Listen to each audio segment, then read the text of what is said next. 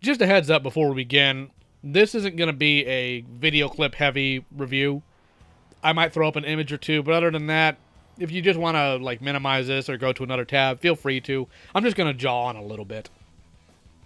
Last night, I went out to see the new Power Rangers film. I heard positive things from everyone I know that had seen it, so I expected it to be good. What I got was a desire to leave the theater no less than 3 times during the film. However, I want to start this review by stating the positive things about the film that I did enjoy. The pacing was good, the cast was cohesive, as in no one felt forced in, the cinematography was great, the action scenes were well done, and I'm glad to finally have a group of fight scenes where the camera isn't either shaky or so zoomed in that you can't see anything. To their credit, the suits looked a lot better in person than they do in still images, and the movement for the Zords was animated very fluidly. The soundtrack was what you'd expect for this kind of film. R.J. Kyler as Billy Cranston was a fantastic choice. He was unquestionably the second best actor in the entire film, in my opinion. He was easily the most believable of the Ranger team. The best actor in the film, however, is Elizabeth Banks. Her portrayal of Rita Repulsa was fantastic. It was a department in the way one should be, keeping the core of the character while making them a more believable threat in their world. Whereas the original Rita was hammy and goofy, this one is far more menacing. She's honestly portrayed more as a horror movie witch than anything else, and the direction for her in this film makes her quite scary. She doesn't believe the Rangers to be a threat to her, and by what she does in the film, you don't believe that confidence is misplaced. She chewed every bit of scenery she was in, and was a great choice for this character. I really can't stress that enough. That being said, I have to get into my major issues with this film. One of which is the target. This isn't the type of film a parent won't take their kids to. After all, it's Power Rangers. Most modern parents watch the original, so you'd expect them to take their kids to it. But I have to stress this. This is not a kid's film. The writing team, as is a common issue, seems to mistake sexual innuendo and vulgarity as a substitute for depth to make a film seem more mature. On top of that, they never delve into the direct consequences of the poor choices these characters make. One of which is destruction of a family vehicle that, frankly, is never talked about again. I'm trying not to go into spoiler territory due to this film just being released this weekend. Expect a more in-depth review of this film when it comes to home release. The characters that comprise the Power Rangers in this film, save Billy and Zach, are all troublemaking goons with no forethought to their choices, and apparently only Kimberly caring about the future issues from her poor choices. I'm a longtime fan of the Power Rangers franchise. I was literally there when the original series premiered in the 90s. This film is not Power Rangers. It's a Michael Bay Transformer film with the Power Rangers concept sprinkled on it. And that's one of my problems with films that try to tackle older kid franchises in the big screen.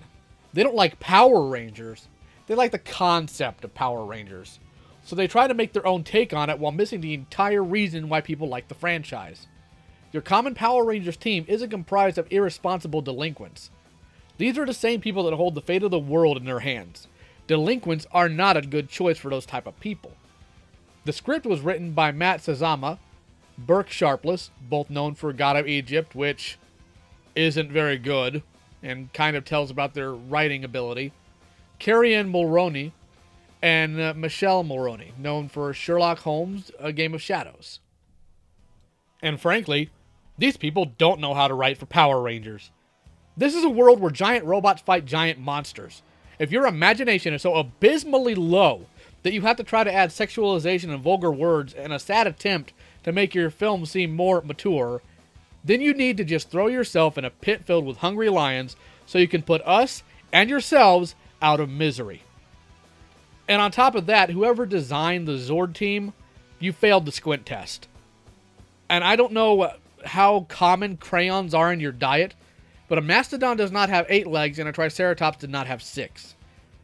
But these are my biggest problems with this film. It mistakes the things I've listed for maturity. It's like a 12-year-old that thinks he's more mature than his friends because he watches Family Guy. It's lowbrow, idiotic, and insulting. C.S. Lewis made a very good point about this type of subject many years ago. And I quote, "Critics who treat adult as a term of approval instead of as a merely descriptive term, cannot be adult themselves. To be concerned about being grown up, to admire the grown up because it is grown up, to blush at the suspicion of being childish.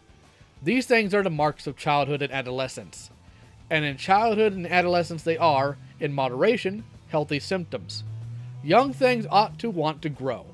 But to carry on into middle life or even into early manhood, this concern about being adult is a mark of really arrested development. When I was 10, I read fairy tales in secret, and would have been ashamed if I had been found doing so. Now that I am 50, I read them openly.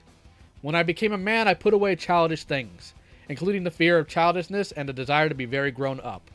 Unquote. You can have a child's franchise, still be mature by how they tackle subjects. Batman the Animated Series is a fantastic example of that. It tackled some extremely mature themes without trying to alienate its target audience. As a basic action movie by any other name, Power Rangers would be fine. I still wouldn't take children to it, but it'd be fine. But it's not Power Rangers. It's some moron's dark, edgy take on it to try and fill a quota to compete with Transformers while not paying attention to the complaints of the same property. As Power Rangers, I give this film a 3 out of 10. The only reason I'll be watching it again is to give it a more in-depth review in a few months. But after that, never again. I'd rather throw myself into a wood chipper feet first.